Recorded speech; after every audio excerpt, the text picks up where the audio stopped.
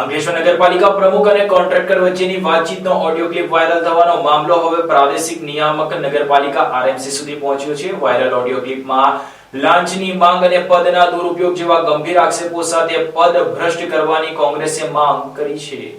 અંકલેશ્વર નગરપાલિકા પ્રમુખ દ્વારા કોન્ટ્રાક્ટર પાસે ₹50,000ની માંગણી કરવામાં આવી હોવાના આક્ષેપ સાથેની કથિત ઓડિયો ક્લિપ સોશિયલ મીડિયામાં વાયરલ થતાની સાથે જ શહેરનું રાજકારણ ગરમાયું હતું. જો કે આ મામલો હવે આરસીએમ સુધી પહોંચ્યો છે. આજ રોજ કોંગ્રેસના પ્રતિનિધિ મંડળ દ્વારા સુરત ખાતે પ્રાદેશિક નિયામક નગરપાલિકા આરસીએમને આવેદનપત્ર પાઠવીને નગરપાલિકા પ્રમુખ સામે ગંભીર રજૂઆતો કરવામાં આવી હતી.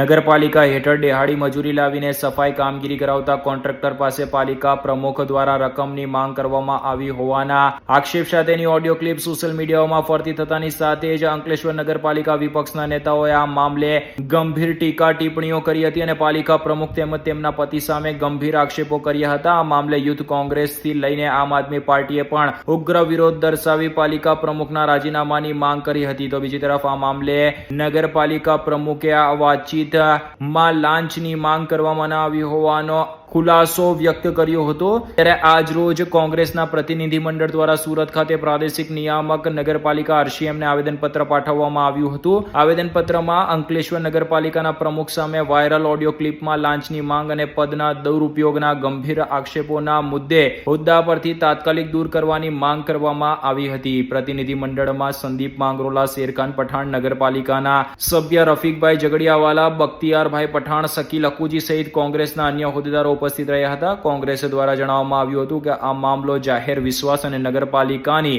પારદર્શિતાને ગંભીર રીતે અસર પહોંચાડે છે. સાથે તેમણે આ મામલે આવેદનપત્ર પાઠવ્યું હતું. સંજય વસાવા જેઓ આરસીએમ સુરતના છે, તેઓએ આ પ્રતિનિધિ મંડળને ખાતરી આપી હતી કે આ મામલે તાત્કાલિક અહેવાલ મંગાવી તપાસ હાથ ધરવામાં આવશે. કોંગ્રેસે સ્પષ્ટ જણાવ્યું હતું કે ભ્રષ્ટાચાર સામે કોઈ સમાધાન નહીં અને ન્યાય ના મળે ત્યાં સુધી કાયદેસરનો સંઘર્ષ ચાલુ રહેશે તેમ તેમણે ઉમેર્યું હતું.